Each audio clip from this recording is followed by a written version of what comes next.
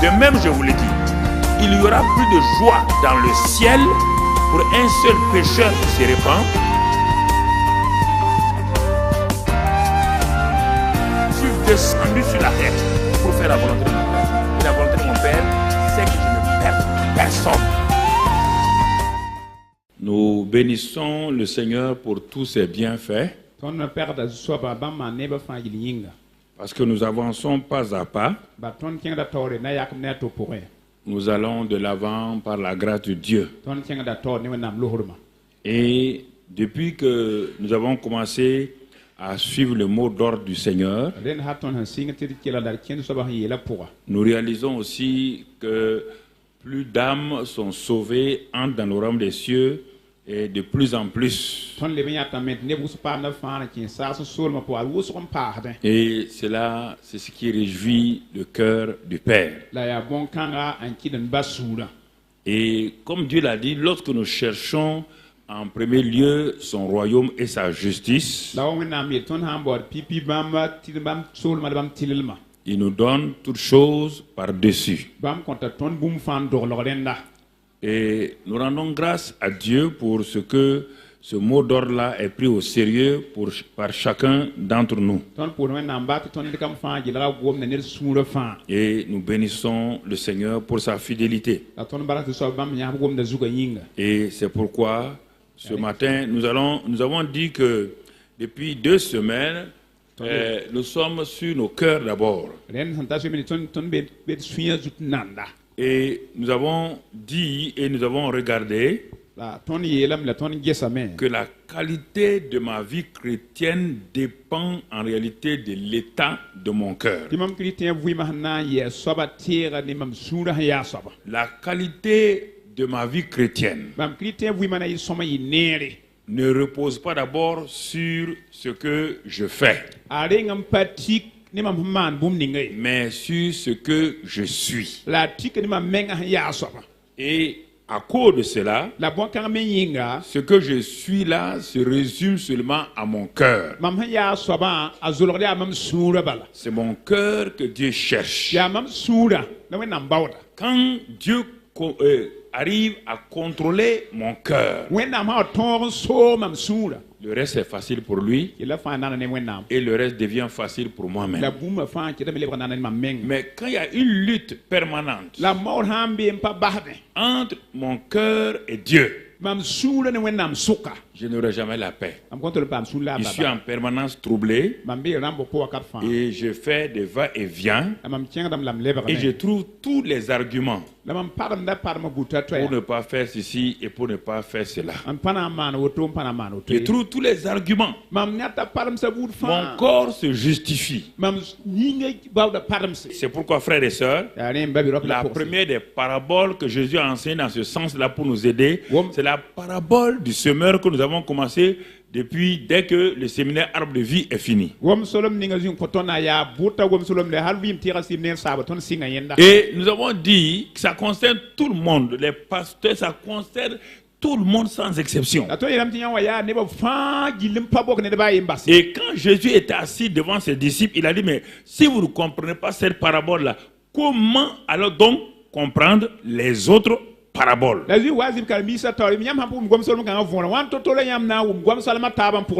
nous avons vu, il y a 2 semaines de cela, les 4 chants qui représentent donc l'état des cœurs des hommes dans cette parabole. Et souvent, quand on le prêche légèrement, et le prédicateur même qui prêche là, ne sait pas qu'il lui-même il est concerné par ces 4 chants-là. C'est pas une prédication. C'est un état de lieu. C'est un constat que Dieu fait, et il me dit de m'asseoir à côté de lui et de regarder attentivement qu'il est en train de parler des différentes sortes de cœurs. Et cela est très très très important. Mon frère, ma soeur, ce sont des choses que nous devons comprendre. Et Jésus dit que parmi les hommes là, il y a des gens qui sont comme un champ le long du chemin. C'est-à-dire que leur cœur est comme le long du chemin. Leur cœur est comme le long du chemin. Il dit, mais le long du chemin, qu'est-ce que c'est? C'est un endroit qui n'est pas mis en valeur. C'est un endroit où tout le monde marche. C'est un endroit où tout le monde passe.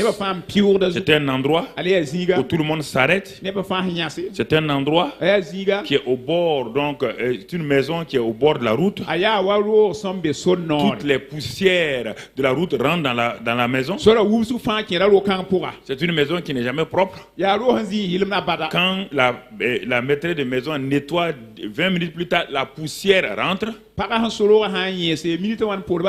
C'est une maison qui n'est jamais en repos. Toutes les voitures, les klaxons de la voiture sont sur les habitants. Et chaque fois qu'une voiture manque le virage ou quoi, la voiture rentre dans cette maison-là. Jésus dit, et ça même, ce n'est même pas un champ. Alors, il dit, est-ce que quelque chose peut marcher? Les disciples ont dit non. Bon, faites attention, regardez vous-même. Est-ce que votre cœur ressemble à cela? Il est passé au deuxième champ. Il a dit le deuxième champ, lui, il n'est pas situé le long du chemin. Mais c'est un champ caillouteux pierreux. C'est un champ, mais c'est que malheureusement, il est rempli de cailloux en bas. C'est-à-dire, c'est un cœur artificiel. Cette personne est au moins un champ. Cette personne est au moins convertie. Cette personne-là est au moins née de nouveau. Mais elle est née de nouveau, on ne sait pas pour quel but. C'est simplement pour les choses qu'il peut avoir avec Dieu. On dit que chaque fois qu'il y a des grandes choses, il y a des bénédictions, la joie est là. Les cris de célébration sont là. Mais aussitôt, dès qu'il y a une épreuve, alors tout change. Ça, c'est le cœur qui est totalement charnel. Voilà. C'est le chrétien népios. On ne peut pas compter sur lui. Il n'a pas de racine dans la parole. Il n'a pas de racine. Quand il va quelque part, il parle de l'autre côté. Il parle. Mais il y a quoi?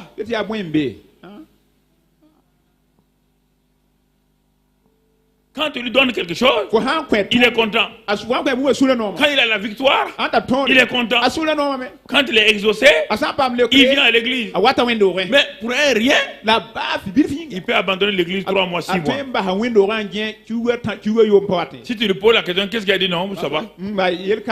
Ça, c'est le deuxième champ. Maintenant, on arrive, Jésus parle du troisième champ. Il dit, c'est un champ. On dit champ. Ça veut dire que le deuxième là est un champ. Le premier là même, ce sont ceux qui sont en dehors là. Ce sont ceux qui regardent le christianisme, ils ne sont pas encore entrés là-dedans. Ça, c'est le long du chemin. Voilà, donc, mais à partir du deuxième, là, c'est un champ. Mais un champ caillouteux, pierreux. Un chrétien artificiel. Il va à l'église. Mais sa vie dépend des circonstances. Alors, le troisième terrain, mais le troisième terrain qui est un champ aussi, est un champ fertile. Qu'est-ce que ça veut dire un champ fertile? Qu'est-ce que veut dire fertile? Mon frère, ma soeur, c'est un champ qui a la capacité de produire beaucoup de fruits en abondance, mais qui ne le fait pas et qui ne le peut pas pour des raisons précises.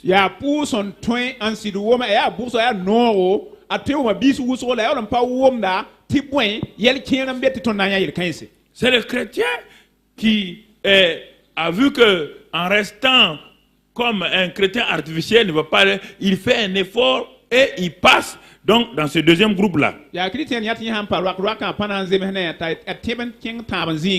Alors, mais il est fertile. Alors, quand les gens le regardent, mais ce chrétien est un bon chrétien. Mais pourquoi il ne porte pas de fruits? Il y a 20 ans, on est ensemble. On a commencé la vie chrétienne ensemble. Mais lui, on ne voit pas. C'est pas le gars qui... Mais il y a des choses cachées. Il y a des choses qui ont pris d'assaut ce champ-là avant qu'ils ne s'aperçoivent. Et ce que nous allons voir ce matin. Et donc ce matin-là, on a vu ça la dernière fois, la qualité de ce champ fertile-là, mais infructueux. Un champ fertile infructueux. Et c'est ce que j'ai appelé très souvent que l'ennemi du meilleur, c'est le bon.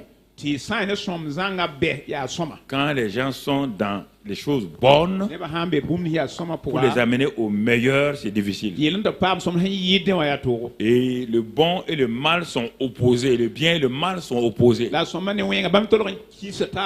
Un homme comme Saul de Tarse, il était dans l'opposé, donc le mal entièrement. Quand il a pris ce cœur entièrement donné au mal, il a fait une repentance. Repentance, ça veut dire quoi? Il a fait un demi-tour. Il a donné dos au mal. Il a livré son cœur entièrement au bien, c'est-à-dire au Seigneur. Voilà. Passer du mal au bien, c'est mieux que des chrétiens qui sont assez bons, qui ne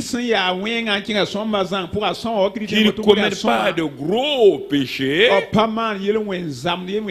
qui se croient sanctifiés. Mais le but, c'est pas ça. Ils vont vous dire, sans la sanctification, nul ne verra le Seigneur. Mais avant de voir le Seigneur, où est ton fruit aujourd'hui? Ce sont des chrétiens sanctifiés, mais sans fruit. Leur vie ne porte pas de fruits. On ne peut rien récolter. Et ce champ a été ensemencé pour être récolté. C'est pas un champ de roses. Non. C'est un champ qui est ensemencé pour qu'on récolte du fruit. Et beaucoup de chrétiens, 90% des chrétiens calent à ce niveau-là. Pasteur, prophète, apôtre, calent à ce niveau-là. Il cale. 90% d'entre vous calez là-bas. Et vous tournez en rond. Vous tournez en rond. Vous tournez en rond. Tournez en rond.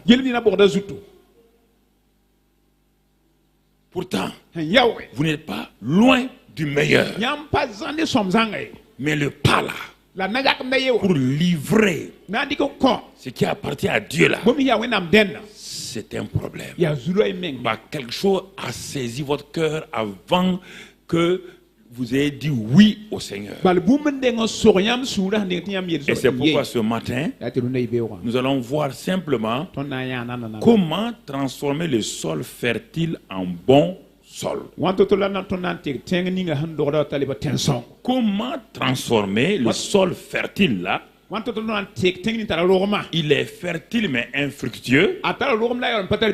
Nous voulons le transformer en bon sol où un grain va donner 30, un autre grain va donner 60, un grain va donner 100. Voici mon frère, ma soeur. Et tu vas voir que qu'est-ce qui t'empêchait de progresser, de passer du sol fertile là au sol bon et fructueux. Quand on dit bon, il y a des fruits. Quand on dit fertile, il n'y a pas de fruits encore. ce sol est capable de porter des fruits. Il ne le porte pas. Si ton cœur est fertile, c'est pas ça qui nous intéresse. C'est pas ça qui intéresse le Seigneur. Où est le fruit? Où est le fruit? Il est dit à leurs fruits, on les reconnaîtra. À leurs fruits, on les reconnaîtra. Un point, c'est tout. Pas leurs actes, pas leurs faits. Nous voulons pratiquer ces trois éléments-là. Mais les pratiquer avec quel cœur?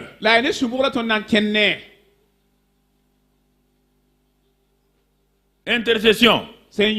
Un cœur fertile, mais qui est pris en otage. Regardons Matthieu 13, verset 7. Une autre partie tomba parmi les épines.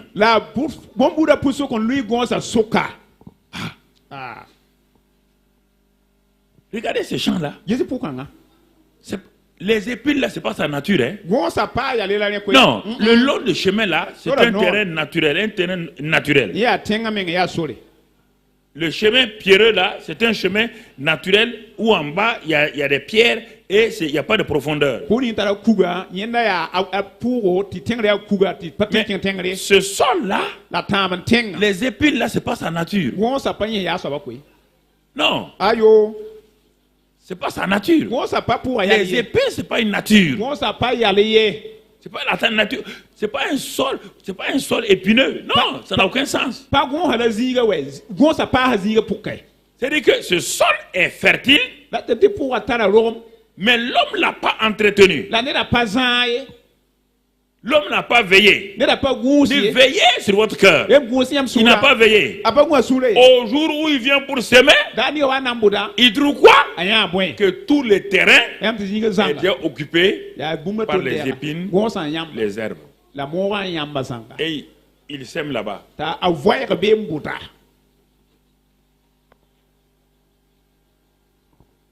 Quelles sont ces épines-là? Verset 22.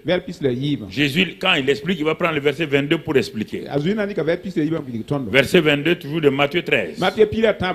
Il explique là-bas. Et qu'est-ce qu'il dit, mon frère, ma soeur? Il dit, celui qui a reçu la sémence parmi les épines. Il a reçu, donc, parmi les épines. Parmi les épines. Hein? Mais les épines là ressemblent à la sémence qui a été semée là. Si tu veux comprendre, si on va lire d'autres passages plus tard, pas aujourd'hui. Jésus donne une autre parabole pour que nous puissions comprendre. Il fait l'inverse maintenant. Ici, ça c'est l'homme. Il n'a pas entretenu son cœur et les épines ont poussé.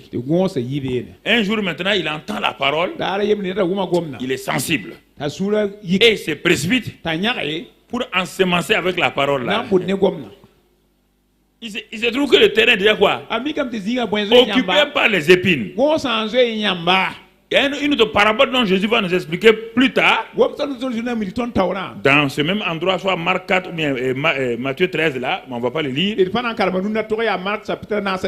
dit c'est un homme qui a semé du bon, qui a semé une bonne semence dans son sol. Ça c'est un autre chrétien. Mais lui, il fait pas attention. Son sol est fertile. Il a semé.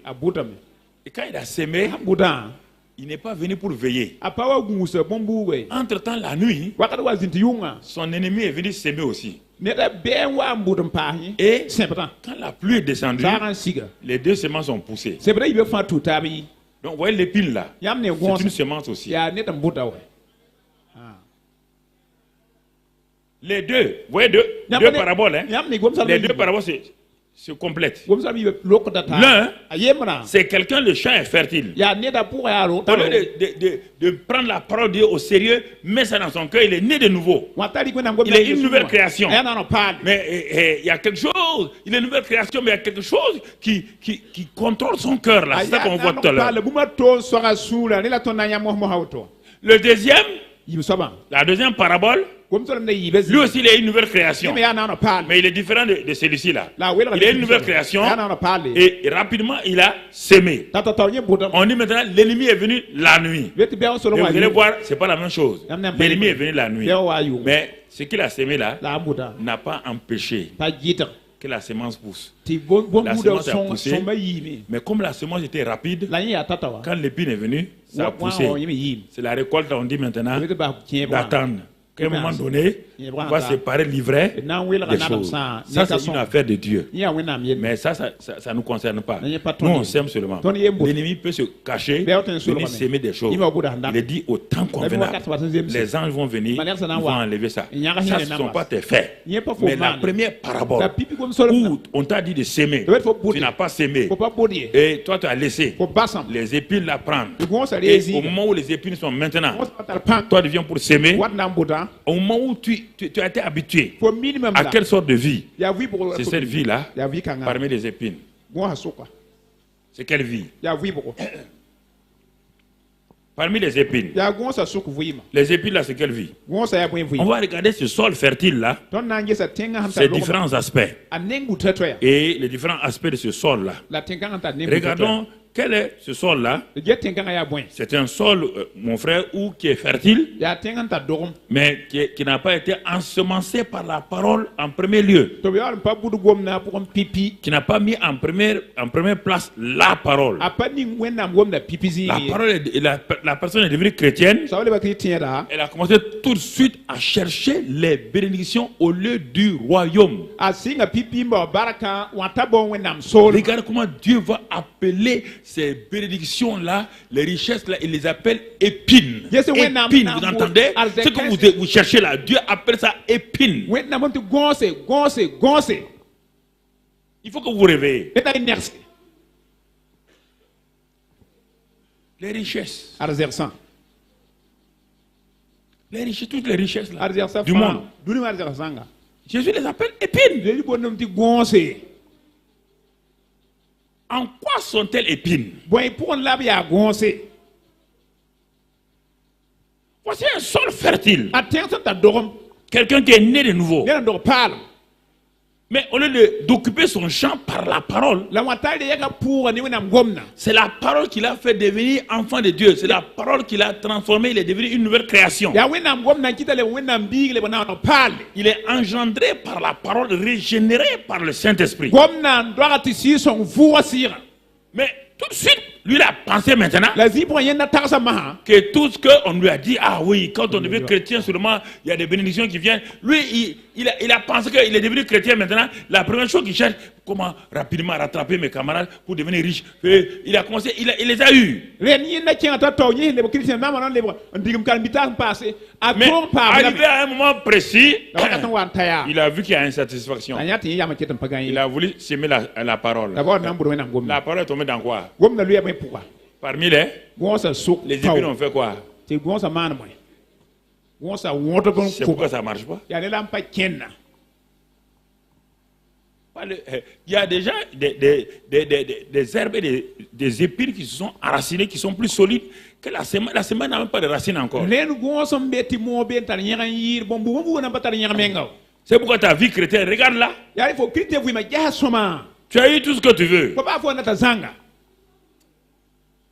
Maintenant, tu te tournes pour dire, ah, ma vie là, vraiment, je suis insatisfait. Bon, je vais prendre la parole de Dieu au sérieux. Tu commences à méditer maintenant. Tu commences à dire, alléluia, je vais proclamer. On fait des proclamations. Quand la proclamation tombe, épine. Quand tu proclames, les champs sont déjà occupés. Et ça, c'est 90% des chrétiens. Dans le monde entier, hein, 90% des chrétiens sont à ce niveau-là. Bénédiction, prospérité, richesse, élévation, tout. Ils sont là-bas. Mais ils ont oublié qu'à un moment donné, ça ne donne pas la joie. Ça ne donne pas l'assurance. Ça ne garantit pas le foyer. Ça ne garantit pas le succès moral. Ça n'empêche pas la dépression. Ils voient que ceux qui avaient ça, ça n'empêche pas le divorce. Ça n'empêche pas toutes ces choses-là. Maintenant, ils veulent se rattraper. Alors, est-ce qu'il y a une église où on fait études bibliques? Il y a une église où on prêche la parole de Dieu. Viens. On les amène. Ils s'asseyent. Ils écoutent la parole. C'est vrai, hein? Maintenant on va proclamer. Le temps de la proclamation arrive. Mais leur cœur est déjà occupé. Proclamer, ça veut dire quoi? Ils veulent s'aimer. Ils veulent s'aimer dans un champ qui est déjà occupé. Regarde ta vie. Tu veux s'aimer dans un champ qui est déjà occupé par quelqu'un d'autre, par ce qu'on appelle les épines.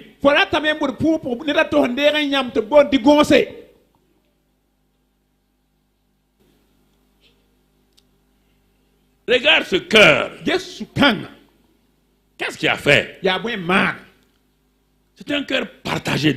Une autre qualité de ce cœur-là, c'est un cœur partagé. Jacques 1, verset 6. Un cœur partagé. Oui. Un cœur partagé. Entre quoi et quoi? Vois bien. Il y a la semence. Il y a les épines. Il dit qu'un homme qui doute là, qui arrive à la sagesse là, qu'il la demande avec foi, sans douter. Car celui qui doute est semblable au flot de la mer, agité par le vent et poussé de côté et d'autre. La suite. Qu'un tel homme ne s'imagine pas qu'un tel homme au cœur partagé, rempli de doute et en même temps de foi, qu'il ne s'imagine pas qu'il recevra quelque chose du Seigneur. Quelque chose du Seigneur. Pourquoi? Verset 8. Pourquoi? Le verset 8 est là. C'est un homme irrésolu, inconstant dans toutes ses voies.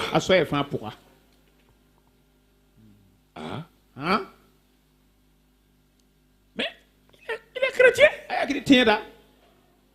Mais il ne peut pas percer, entrer dans la victoire. La vie chrétienne victorieuse n'est pas loin de lui. Mais il n'arrive pas à passer la dernière barrière pour remporter le prix et pour qu'on lui mette la médaille à son cou comme un vainqueur.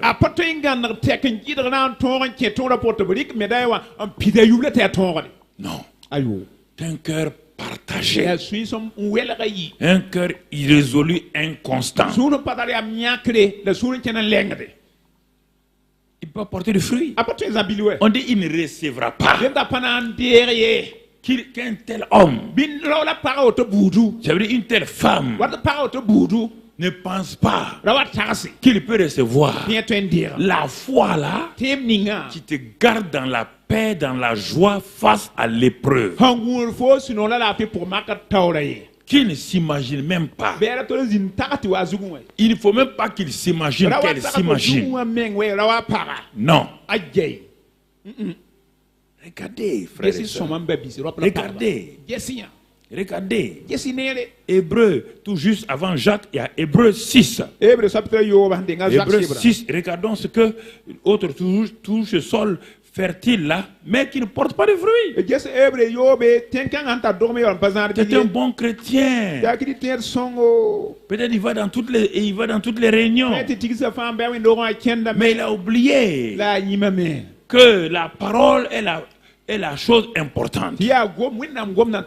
Regardez ce qu'on dit ici. Lorsqu'une terre est abreuvée par la pluie qui tombe souvent sur elle. Regardez un sol. Ce sol fertile là, il est fertile.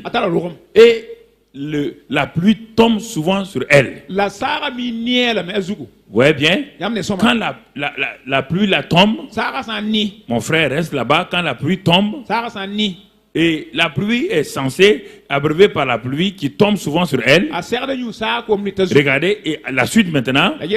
Et qu'elle produit une herbe utile à ceux pour qui elle est cultivée.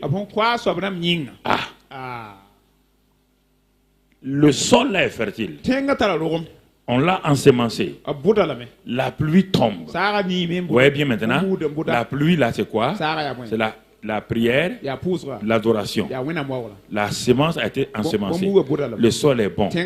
Et si elle produit, elle est utile. Revenons toujours. Et elle est cultivée, elle participe à quoi? Elle a la bénédiction de Dieu. Mais regardons le verset 8. Verset 8. Mais si ce sol qui produit, si elle produit des épines et des chardons, des ronces, elle est réprouvée et prête d'être maudite et on finit par y mettre le feu. Le danger de ce sol-là, il y a de l'espoir pour celui qui est le long du chemin. Je vous parle sérieusement. Vous êtes si près de la chose, en même temps loin. Le long du chemin, on ne met pas du feu. Le sol caillouteux là, on ne met pas du feu. Mais quel est le sol qui est le plus en danger? C'est le chrétien qui est devenu une nouvelle création, qui fait beaucoup de choses. Et la pluie descend, c'est la bénédiction de Dieu descend régulièrement sur sa vie. Qu'est-ce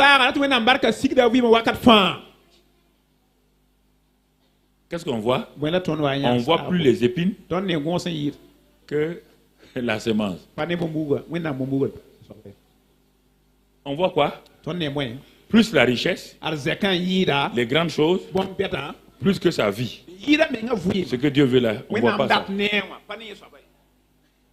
Ah, les gens disent il est béni. Dieu dit non.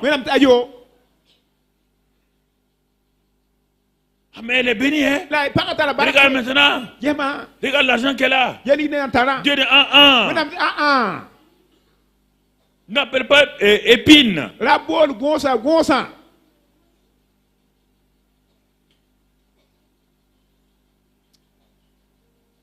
Il dit, mais si ça continue comme ça, tu as vu les deux mots? Il dit, peut être maudite et on y met du feu. On ne met pas de feu au premier sol, ni au deuxième. C'est le sol qui est le plus près.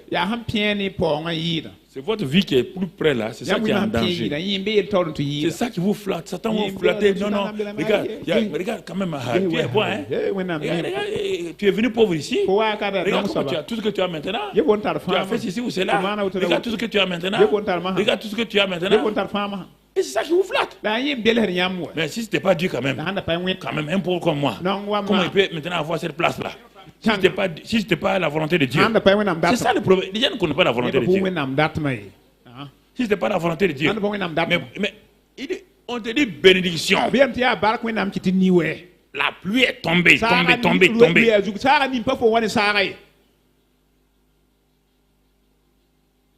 Elle a produit quoi?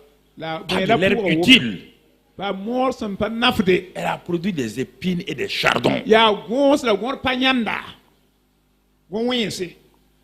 C'est ça qui trouve. C'est qui. Tu vois, quand les gens ne comprennent pas la parole, parce que les gens n'ont pas. Ils croient que épines, choses là, c'est des choses du diable. Non! Non! Ça ressemble à la semence.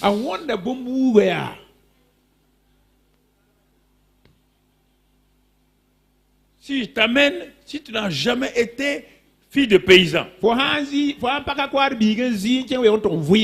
t'amène dans un champ de mil qui n'a pas été cultivé, qui a été ensemencé, qui n'a pas été cultivé 2 ou 3 mois, tu vas voir le mil et l'herbe. Et quand on m'a dit de cultiver, Mais ils ont envoyé des enfants comme ça, ils ont rasé tout le mille d'un papa. Ils ont rasé parce que les deux se ressemblent.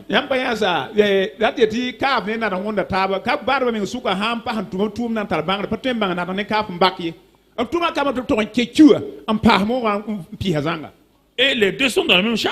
Dans le même cœur. Dans ton cœur, il y a la semence, il y a les épines. Et c'est ça qui t'empêche. C'est ça qui empêche. C'est pourquoi, quand, en tant que fille de paysan, arrivé à un moment donné, on s'en va. Qu'est-ce qu'on fait? On a enlevé toutes les herbes autour du mille. Là.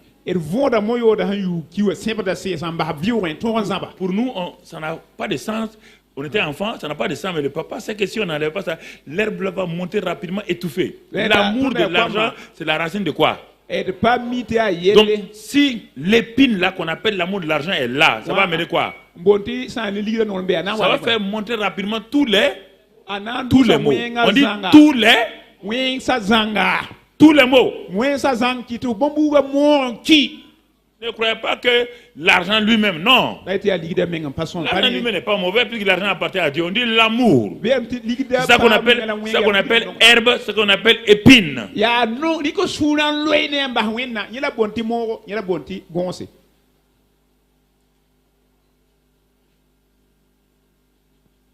Mon frère. Le verset toujours 32 de Matthieu 13 là, Matthieu 13, 32. 23 du moins 23, il est dit, celui qui a reçu la semence parmi les épines, c'est celui qui entend la parole. Mais en qui? Ouais bien.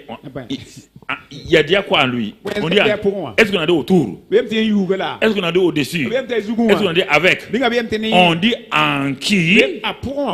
En qui les soucis du siècle et la séduction des richesses étouffent cette parole et la rendent infructueuse. Elle est à côté du bon sol. C'est un sol fertile. Mais la différence entre les deux, le bon sol, on voit le fruit. Le sol est fertile, on ne voit pas le fruit.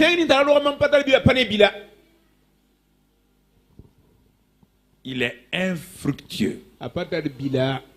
C'est le chrétien dont le cœur est infructueux. C'est pourquoi veiller sur son cœur est une chose très très très importante. Très très important. Et on a flatté un christianisme qui n'a ni tête ni queue aujourd'hui. On a flatté les gens pour accepter des... Mais je ne sais pas où les gens conduisent les gens.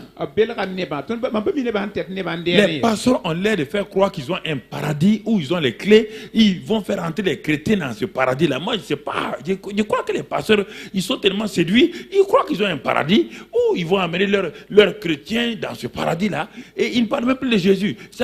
Non. Venez seulement, on va vous élever, on va vous positionner. Moi, je peux positionner quelqu'un. Moi.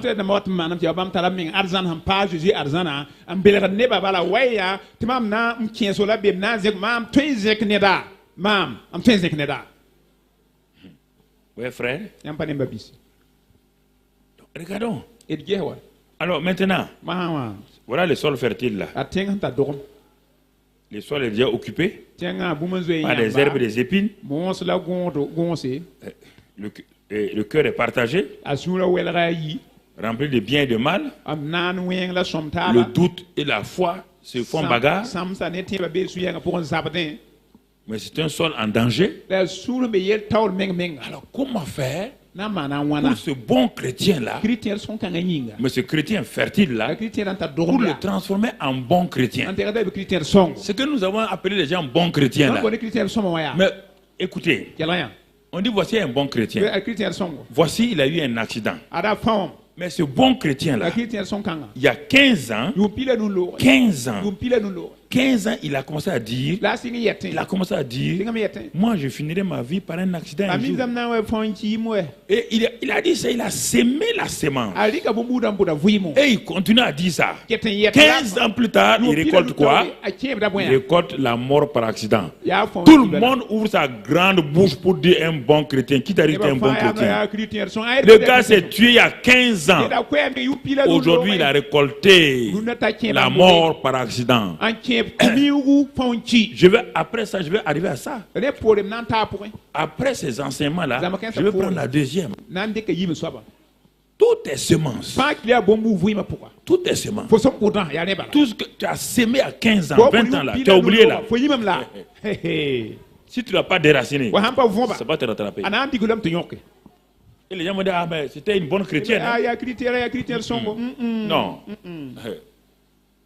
Il y a des choses que quand je vous dis prenez ça au sérieux. Prenez ça au sérieux. Ne vous laissez pas tromper.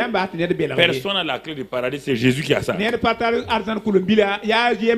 tant que tu ne suis pas ce que Jésus a dit, tu n'entreras pas dans son paradis. En tout cas, tu peux avoir les bénédictions là. Hein? Tu peux avoir les épines là, pas de problème. Mais si tu aimes les épines, tu les auras. Mon frère, ma soeur. Alors, comment transformer mon sol fertile là, infructueux, en bon sol rempli de fruits? Jeunes gens, on est chrétien maintenant, on va au centre d'évangélisation. Le centre d'évangélisation ne sauve personne. Personne. Le centre d'évangélisation n'a pas un paradis où il met ses membres. Non. Non et non. Ah, mais je suis tout le temps le pasteur Karambiri. Mon ami, tu as eu le pasteur Karambiri, tu n'es pas avec Jésus. Ce que je vous dis là, c'est la logique chrétienne. Il n'y a rien de difficile là-bas. Parce que Dieu est là pour produire le vouloir et le faire selon son bon plaisir. Quand le sol se laisse travailler par le cultivateur, il va récolter beaucoup, oui ou non? Oui ou non? C'est difficile ça? Tu es en train de lutter avec Dieu là. Tu veux lutter pourquoi? Ton petit sale caractère là. Tu ne veux pas que Dieu touche à ça. Ça c'est quoi? Tu veux pas que Dieu te circoncise? Mon frère, c'est ça le vrai problème. Il y a trop de gens qui se séduisent par les épines et les herbes. Alors, maintenant nous allons voir, puisque nous avons décrit l'état de ce sol fertile-là, nous allons voir comment transformer ce sol fertile-là en bon sol fructueux. Alors, pour cela, Dieu a prévu 3 éléments principaux qui vont nous aider. Dieu ne peut pas dire de faire quelque chose sans nous apporter des éléments. Il n'a pas dit de fabriquer ces éléments. Il n'a pas dit d'aller monter au ciel pour les chercher. Non. Quand Dieu dit quelque chose, la chose est déjà disponible et elle est dit près de toi, dans ta bouche, dans ton cœur. Il dit tout est déjà là à côté en toi. Qu'est-ce qui peut désherber et tuer les épines tout en conservant le mil et en permettant au sol d'être fructueux?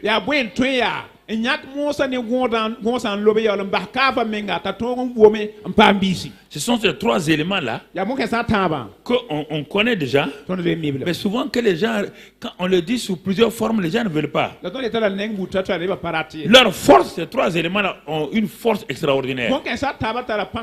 Premièrement, quand ces choses-là sont là, les épines-là, les herbes-là, vont commencer à disparaître.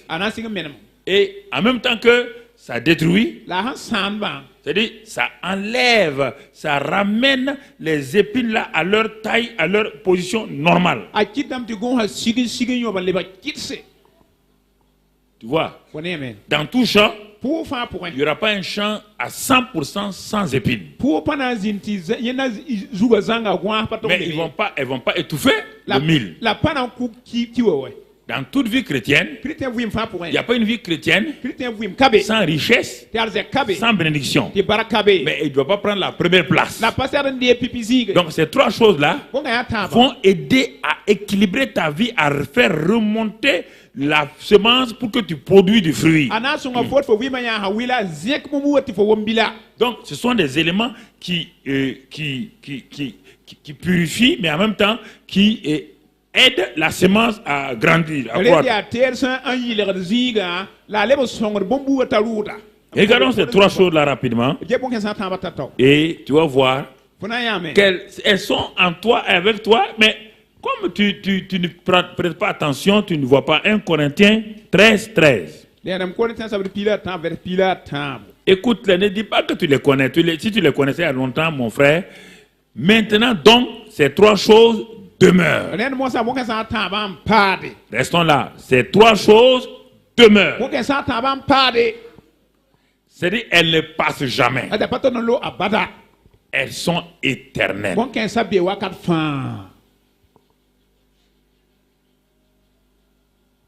Ces trois choses dont on va parler là, qui vont permettre de transformer ton sol infructueux en sol bon et fructueux, ces choses-là demeurent, elles sont liées à Dieu l'éternel qui ne passe jamais.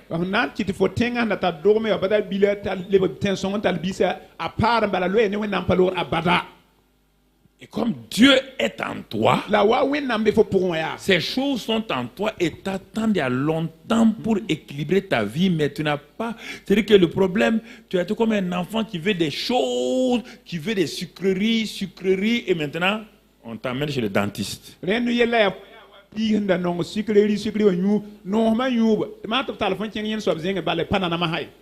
On dit ces trois choses-là, comme elles demeurent, il s'agit de la foi, de l'espérance et de l'amour. Ces trois éléments-là sont ces trois éléments qui traitent le sol, les épines, les herbes et en même temps la semence elle-même. Elle joue un rôle dans les trois éléments.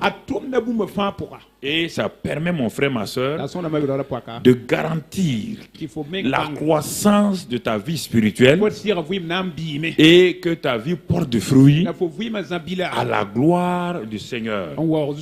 Et alors, tu vois, j'ai noté quelques éléments. Donc, on va voir la première chose qu'on appelle la loi de l'amour. Voilà. Donc, parfois dans le sol, parfois on amène des choses naturelles qu'on appelle l'engrais, autre chose. Ça, c'est plus que ça. La loi de l'amour. Voici, ma vie chrétienne est arrivée à un point. Je vois que je suis un chrétien né de nouveau. Ma vie n'est pas artificielle. Je soupire après la réalité de Dieu. Mais j'ai laissé les soucis du siècle. Les soucis du siècle. Les épreuves. Les difficultés. C'est ça, les soucis. Les soucis d'être ceci, d'avoir cela. Et ensuite, la séduction des richesses. Ouais, bien, les soucis, tout est au pluriel. Ça conforme tout le présent siècle mauvais, tout ce que le monde a là. C'est de ça que je parle. Donc, c'est ça qui a pris ma vie en otage.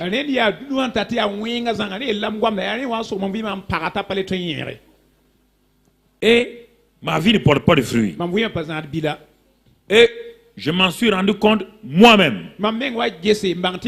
Pendant longtemps, j'ai cherché à savoir c'est quelle est la personne qui m'empêche de progresser. C'est mon mari, c'est ma femme, c'est mon fils, c'est ma... Non, bon, j'arrive à la vérité maintenant. J'arrive à la vérité. Je me suis assis, je me suis regardé dans le miroir. Et le miroir, on l'a déjà vu dès le premier cours sur ça, les trois champs là, les quatre champs. Il dit c'est la loi de la liberté. C'est la loi parfaite. Je me suis regardé dans le miroir et j'ai vu mon vrai visage, l'état de mon vrai visage spirituel. Vous savez, quand on a des problèmes, on trouve des choses pour mettre sur les uns les autres. Un homme susceptible va dire, c'est parce que lui il fait comme ça, comme ça. Ben, la personne est déjà susceptible. Même si tu lui dis bonjour, il dit, ben, il me dit bonjour là, c'est parce que. La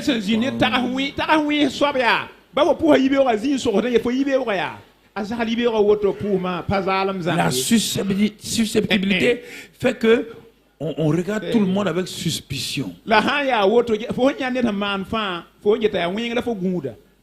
Hein?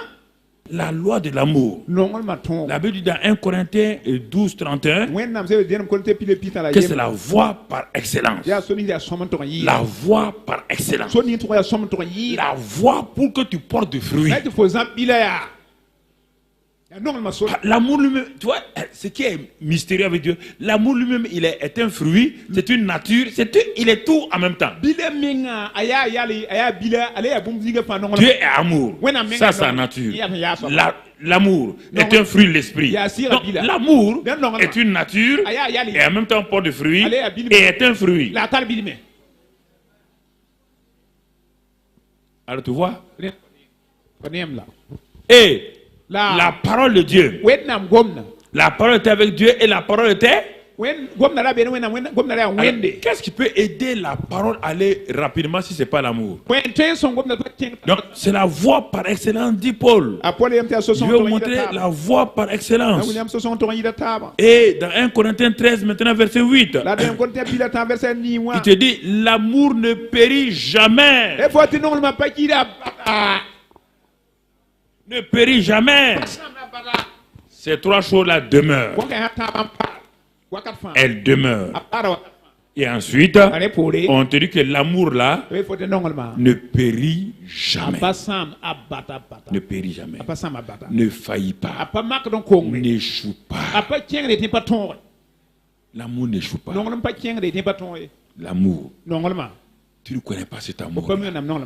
Vous avez été habitué à ce faux mot en français, amour, amour. On ne parle pas de l'amour sentimental. L'amour sentimental, il n'y a rien de plus dangereux que cet amour. Il est blessé. Il se rétracte. Il est rejeté. Quand on parle d'amour dans la Bible, malheureusement en français, c'est le seul mot qu'on dit, l'amour. J'aime les mangues, j'aime Dieu, j'aime une femme. C'est le même mot. Comment on peut aimer Dieu, aimer des mangues, aimer une femme? Les autres langues, ils ont choisi. Quand c'est Dieu, il dit j'aime Dieu. J'agapao Dieu. Quand c'est entre frères et sœurs, je philéo mon frère. Si c'est une femme, ils utilisent notre mot. Parce que le mot est tellement important qu'ils ne veulent pas le mettre à toutes les sauces. On te parle d'un amour ici, on te parle de l'amour agapao. Et si toi tu dis que ton amour a baissé, ça ne va pas. On dit l'amour n'échoue pas. L'amour ne baisse pas d'intensité. L'amour ne faillit pas. L'amour ne fait pas du mal. Romains 13. L'amour ne fait pas du mal. L'amour couvre toutes les fautes, tous les péchés. Alors comment cet amour peut être là et tu ne portes pas de fruits? Et tu ne portes pas de fruits. Regarde.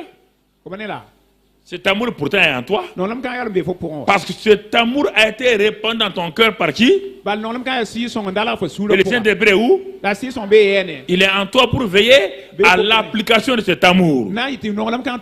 Il est en toi. Tu ne fais pas attention. Et tu veux porter du fruit. Tu cherches l'amour où?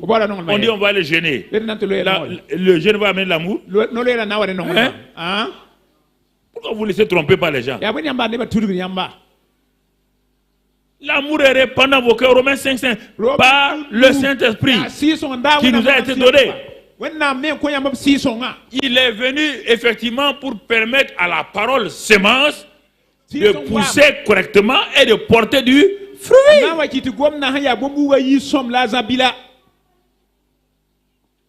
Voilà son but. Quand la la parole grandit, ta vie spirituelle croît aussi avec tu rentres dans la maturité. Tu rentres dans la maturité. Mais si l'amour ne grandit pas, la parole reste rabougrie. La semence est rabougrie. Et ça ne porte pas de fruits. Frères et sœurs, il faut que vous arrêtez, il faut que vous commencez à vous prendre au sérieux. L'amour, regarde-le. Regarde-le. Regarde ce qu'elle enlève. Regarde les soucis, comment elle détruit. Et l'amour a détruit les soucis. L'amour a détruit les soucis. Pourquoi? Regarde-le dans 1 Corinthiens 13, verset 4. On va revenir sur les autres. 1 Corinthiens 13, verset 4. On va, tu vas voir. Il dit, l'amour là est patient. Donc ça veut dire que les soucis du siècle là, c'est l'impatience. Rien ne peut enlever l'impatience. Il n'y a pas, rien ne peut enlever l'impatience que l'amour. Rien. Tu as beau dire à quelqu'un soit patient, il ne sera pas patient. C'est l'amour qui est en nous, qui nous rend patients. Ce n'est pas un effort. Aucun effort ne peut rendre quelqu'un patient. S'il n'est pas patient au dehors, il sera patient au dedans et il va avoir hypertension. Les gens transportent leur impatience du dehors et le mettent à l'intérieur caché. Mais ça fait des bombes. La même chose. C'est la même chose. Il est patient. Il fait quoi encore? Il est plein de bonté. Donc, voyez bien. Plein de bonté.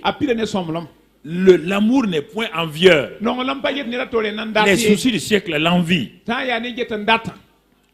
Les soucis du siècle. L'amour ne se vante point. Ne se vante point. Ne s'enfle point d'orgueil. Regarde-toi-même. Tous ces points-là. Mais ça, c'est les aspects négatifs. Ne fais rien de malhonnête. Ne cherche point son intérêt. Ne s'irrite point. Et ne soupçonne point le mal. L'amour ne soupçonne point le mal. Regarde ça maintenant. Ça, c'est les éléments négatifs. Il est en train de désherber. Quand il a fini de désherber, regarde ce qu'il va faire maintenant. On n'a pas fait, bon, on va voir les derniers. Elle ne se réjouit pas de l'injustice, mais elle se réjouit de la vérité.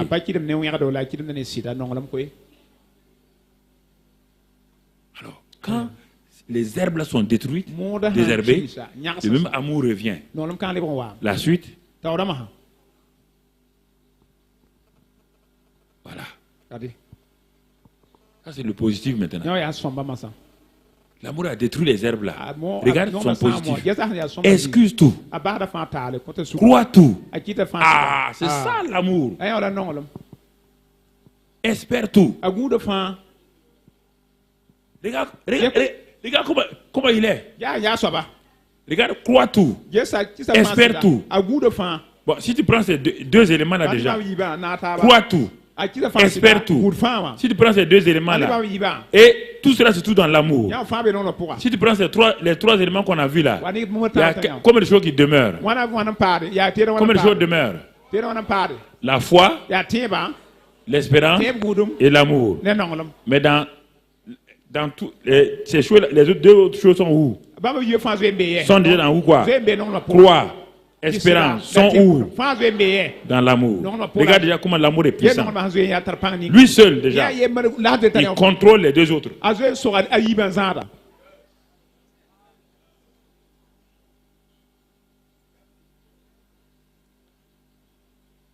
Regardons frère. Il n'y a aucun argument. Mais quand tu dis ça là, tu vas vouloir te fâcher contre Dieu. Tu as envie de passer vite. Remets ça, les parties positives là. Excuse tout. Crois tout. C'est-à-dire que quelqu'un, tu dis, et toi, Tu as dit ça ou je t'ai vu faire ça, il dit que je n'ai pas fait. Dieu dit de faire quoi? De croire ça. Les gens disent, mais quand même, Dieu ne sait pas. Il faut que quand même Dieu ne veut pas qu'on soit bête, non? Donc, on ne peut pas croire tout là. C'est ça le problème. C'est quand Dieu dit de croire tout là, ça veut dire quoi? Ça veut dire que, parce que la personne a déjà dit ça. Dieu te dit, utilise ta foi pour dépasser ça, pour aller de l'avant. Laisse tomber. On n'a pas dit que ce qu'il a dit est faux. Mais puisqu'il qu'il a dit qu'il n'a pas fait, continue ta route. C'est ça qui sauve les gens. Hein? C'est ça. Crois tout. Excuse tout. Regarde bien. Supporte tout. Mais si ça c'est pas divin, qui, toi et moi là, qui peut le faire? Ça là. C'est pas ce dont on parle là. La vie chrétienne n'est pas naturelle. C'est pas une vie où la prière peut tout faire. Non. C'est ça que Dieu a utilisé pour t'aimer toi et moi. C'est ça là, cet amour là. Est-ce que tu es supportable toi? Tu es supportable? Dieu te supporte. Est-ce qu'on peut croire en toi? Dieu croit en toi. Est-ce qu'on peut espérer quelque chose? Dieu espère. Dieu dit, mon enfant, ce que moi j'ai fait pour toi là, j'ai mis l'amour en toi pour pouvoir le faire. Demande-moi chaque fois l'aide. Si tu veux justifier, si tu veux faire ces choses-là, tu n'iras pas de là-bas.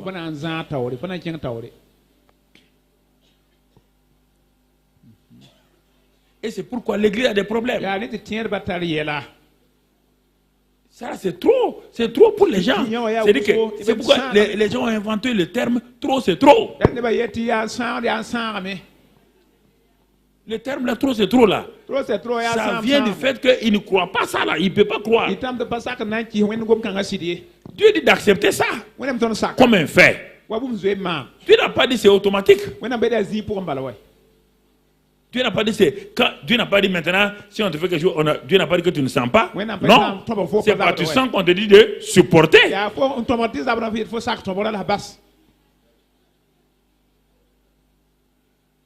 Tu sais que cette personne a menti, c'est bon, on dit de croire tout. D'excuser tout. On ne t'a pas dit que de croire ce qui est vrai, on ne croit pas ce qui est vrai. La vérité que tu crois, tu ne crois pas, ça ne la change pas.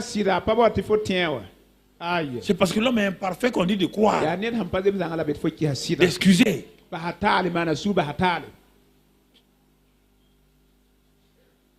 Il dit, je prends mes excuses, vraiment, cette affaire-là. Ça ne va pas, j'ai fait ça. Dieu dit, l'amour excuse tout. Ah non, moi je ne peux pas excuser. Ah non. Donc, maintenant, une autre fois, toi tu veux utiliser cet amour-là. Hier, tu as refusé de l'utiliser. Et aujourd'hui, tu veux l'utiliser. Ça ne marche pas. C'est pas au choix. Non, c'est pas laissé au choix. De croire aujourd'hui, de ne pas croire demain. Non.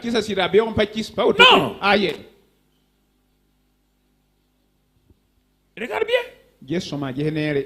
Quand les chrétiens arrivent là, ils n'aiment pas lire ça là, ils passent vite. Je sais que vous n'aimez pas lire 1 Corinthiens 13. Vous n'aimez pas ça? Regardez bien la suite. L'amour ne périt jamais. Voilà. Il a conclu, l'amour ne périt jamais. Ce que toi tu cherches là, regarde, ce que tu cherches là, les prophéties, non, donne la suite, ils aiment ça là. Ce qu'ils aiment là, donne ça. Les prophéties feront quoi? Les langues, la connaissance même. Mais qu'est-ce qui ne disparaît pas?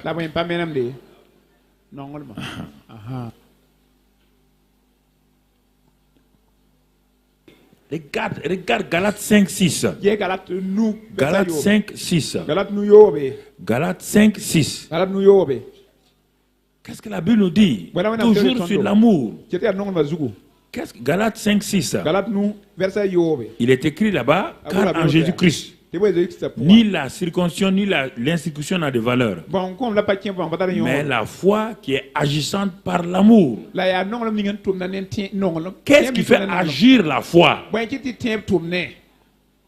Qu'est-ce qui fait travailler la foi? L'amour. Ah oui, moi je vais choisir la foi. Non, non, non, non. Tu ne peux pas choisir la foi et laisser l'amour. Galates 5, 6. La foi est agissante par l'amour. L'activateur de la foi, c'est l'amour. L'amour. Jean 13, verset 34.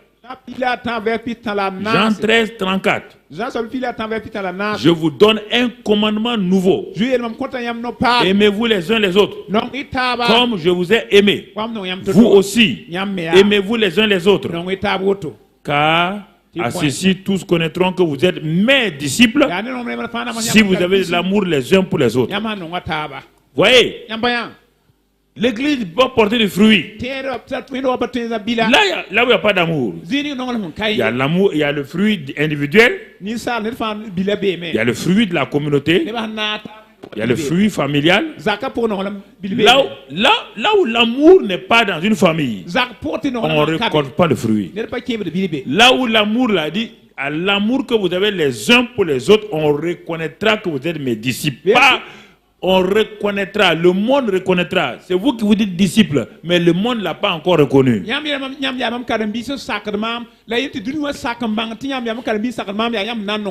Le monde vous voit en vous entraînant en justice. Le monde voit que vous critiquez les uns les autres. On dit le monde vous reconnaîtra comme disciples de Jésus, sinon ils vont vous appeler des Alléluia, des Merka. Mais ils ne vous appelleront pas disciples de Jésus. Ils ne vous appelleront pas. Le monde, Dieu dit qu'il va refuser que le monde vous appelle disciples de Jésus. Lui-même il refuse.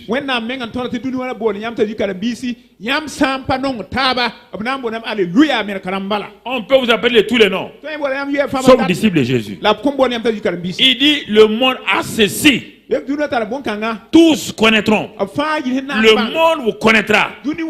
Quand vous serez dans un service, en train de parler bien de votre frère, de votre soeur. Quand vous serez au marché, en train de parler bien de votre frère, de votre soeur. Quand vous serez dans vos maisons, assis, en train de parler bien, et là, je dis, je permettais en ce moment au monde là de vous reconnaître comme disciples. Sinon on va vous appeler Alléluia, on vous appeler Merka, mais jamais disciples de Jésus. Le monde refuse, Dieu même refuse qu'on vous appelle disciples de Jésus. C'est Dieu même qui dit qu'il refuse. Vous avez entendu? Ah, nous on est chrétiens. Dieu dit, vous êtes chrétien, peut-être, mais pas disciple de Jésus. Ce que tu viens de faire là, un disciple de Jésus ne fait pas. Un disciple, il dit que, mais, la Bible dit que tu crois que je te ressemble. Tu as déjà lu ça, non? Tu t'assois, tu parles mal de ton frère. Tu as déjà lu ça, non? C'est pas dans la Bible. Vous êtes silencieux là. Si, tu crois que je ne te vois pas? Toi tu t'assois, tu parles mal de ton frère. Tu juges ton frère. Et dis-moi, moi je te vois. C'est que dans la Bible, non? Vous n'avez pas lu ça là. Pourquoi vous êtes silencieux? Partez vous asseoir, parlez mal de vos frères et de vos soeurs.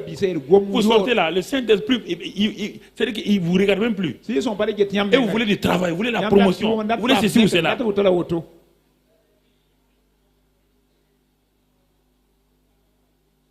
Ceci, le signe pour être disciple de Jésus, c'est pas parler en langue. Non. À ceci, le monde saura, tous connaîtront. Quand vous allez vous asseoir quelque part, les gens du monde parlent mal d'un frère, vous parlez du bien. Vos voisins parlent mal d'une soeur, vous parlez du bien. On dit, ah bon? Vous ne vous critiquez plus?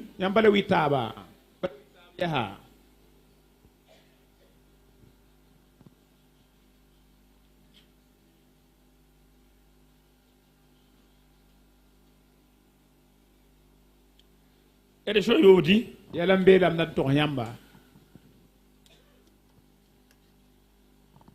Tout le temps, ils veulent dire, on veut dire quelle vérité. On dit la vérité libère les gens. Critiquer quelqu'un, c'est pas libérer. Le manque d'amour. C'est ça qui fait que tu es infructueux. Infructueux. Infructueux. Regarde encore. 1 Jean 3. Qu'est-ce que l'amour a produit? C'est ça, tout ça qui empêche que 1 Jean 3, 14. C'est ça. Nous savons que nous sommes passés de la mort à la vie parce que nous aimons les frères. C'est pas j'aime les frères que je sais que parce que ceux qui sont dans la mort n'aiment pas les frères. Leurs frères.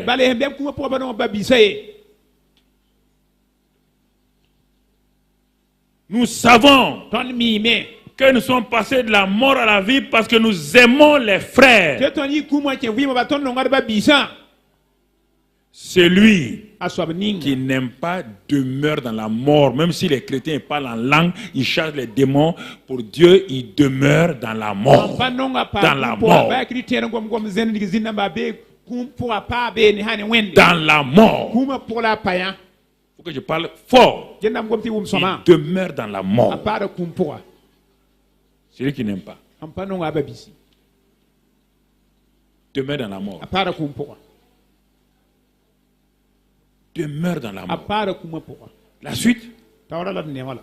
Quiconque hait son frère est un meurtrier. Écoutez. Est un meurtrier. Et vous savez qu'aucun meurtrier n'a la vie éternelle. La vie éternelle, c'est le fruit final. C'est pourquoi ta vie ne porte même pas, la vie Zoé là, ça ne porte pas à plus forte raison que tu vas aller à la fin au paradis. Regardons ça.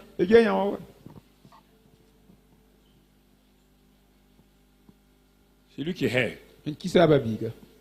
Il hait. Mon frère, ma soeur. Nous avons connu l'amour en ce que Jésus a donné sa vie pour nous. Nous avons connu l'amour de quelle manière? Jésus, toi méchant, moi méchant.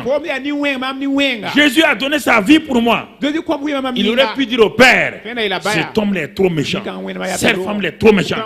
Mais il a donné sa vie. Il a donné sa vie pour nous. Ramène le verset.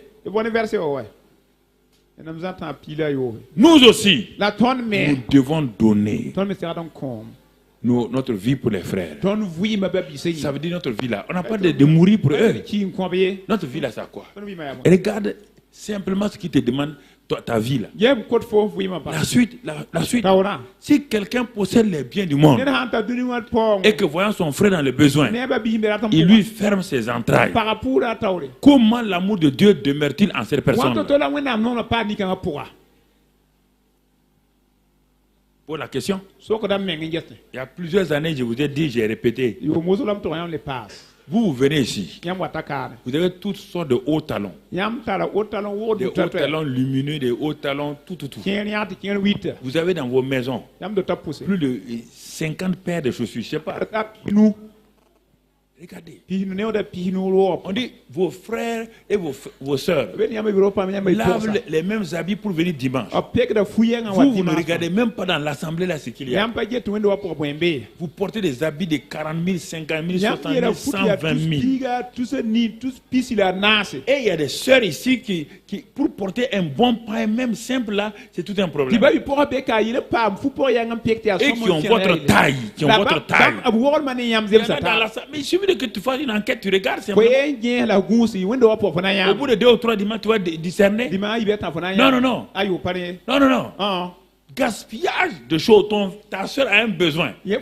Toi, ton frère, toi, tu as des vestes posées. Tu as des chemises posées. Tu as des chaussures posées. Toi, tu ne regardes pas. On dit que ton frère a un besoin. Il dit, tu ne le fais pas. Et tu veux porter le fruit. Tu veux porter du fruit. Porter du fruit. Regarde les termes clairs. Les termes sont là, devant nous. Parfois, on a des difficultés nous-mêmes. 1 Timothée 6, verset 10. 1 Timothée 10, verset 6, verset 10. Car l'amour de l'argent est une racine de tous les maux. Et quelques-uns, en étant possédés, se sont égarés loin de la foi et se sont jetés eux-mêmes dans bien des tourments. C'est ça, l'amour de l'argent. Ouais, bien. À quoi ils sont jetés dans des tourments? Alors, vous voyez, frères et sœurs, ce sont les 3 éléments qui demeurent là. On dit l'amour est le plus grand. Et effectivement, c'est tout. L'espérance, c'est le sol sur lequel, mon frère, la foi est enracinée. Parce que la foi est une ferme assurance des choses qu'on espère. Il faut d'abord l'espérance avant de voir la foi. Mais tout cela, les deux là sont, espérance et foi, sont contenus déjà dans l'amour. On l'a vu dans 1 Corinthiens 13, 4 et 8. Donc, tu vois mon frère, donc l'espérance là, c'est une chose importante. Sans espérance, il n'y a pas de persévérance. Un homme qui n'espère pas ne peut pas persévérer. L'espérance te permet de tenir quand la chose que tu veux aujourd'hui ne se passe pas. L'espérance continue de donner à ton cœur d'attendre la récolte qui n'est pas encore là. Tu espères la récolte. Et l'espérance est là pour ça. Tu attends la récolte. Elle n'est pas encore là.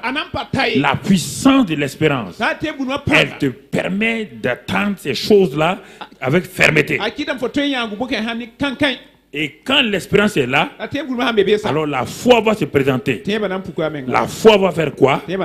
L'espérance attend la récolte, mais la foi a construit le grenier pour mettre la récolte là-dedans. La foi, elle agit en faisant quoi? Elle dit à l'espérance, oh, l'amour a travaillé. L'amour a aidé à désherber. L'amour a aidé la croissance. L'amour a désherber tout, enlever les mauvaises choses. C'est pourquoi l'espérance dit, j'attends la récolte. J'attends la récolte. J'attends la récolte. La foi lève la main. Et comme tu attends la récolte, moi je construis déjà le grenier. Je construis le grenier. Je construis le grenier. Vous voyez bien, la foi construit les greniers. La foi conduit, la foi agit. Pourquoi? Par l'espérance lui dit, moi j'attends. La foi dit, moi j'agis. Pourquoi? L'amour a déjà contrôlé l'espérance et donc l'espérance et la foi. Il n'y a pas de foi sans espérance. Il n'y a pas d'espérance sans amour. On ne peut pas les séparer. Un fruit à 3 grappes. Quand il y a ça, mon frère, ma soeur, regarde bien. Tout ça, ce n'est pas inventé. Tout ça, c'est déjà en nous. Le Dieu de l'espérance est en nous. Je n'ai pas dit d'aller t'asseoir, commencer à prier, on va jeûner, non. Tu vas jeûner pour avoir quelle espérance? Dis-moi, quelle espérance? Dieu qui est amour est en toi. Le Dieu de l'espérance est en toi.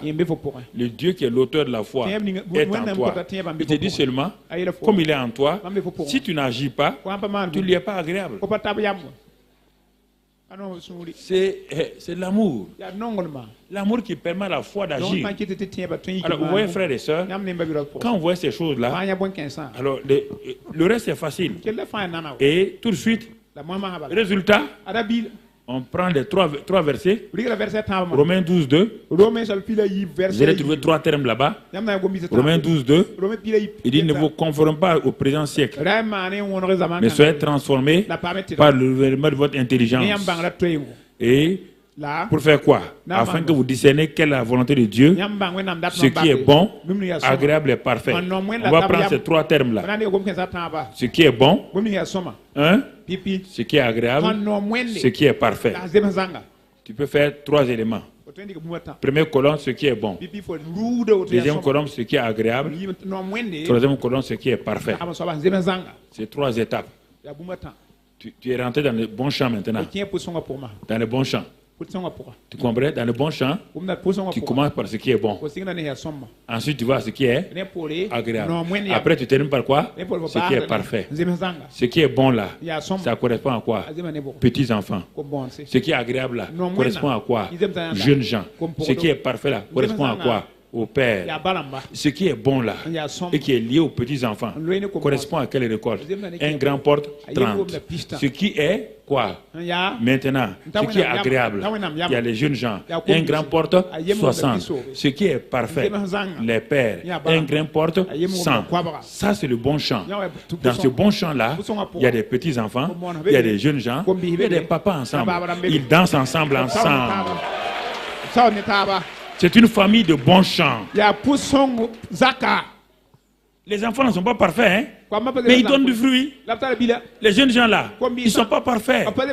Non, mais ils portent du fruit. Les papas ne sont pas parfaits. Ils portent du fruit. Ça, c'est le bon sol. On n'a pas dit qu'ils sont parfaits. Mais ils ont fait quoi? Ils ont cru à l'amour, à l'espérance, la foi. Et ils ont dit, nous voulons être renouvelés. Nous voulons discerner quelle est la volonté de Dieu. Oh, Dieu veut que je porte du fruit.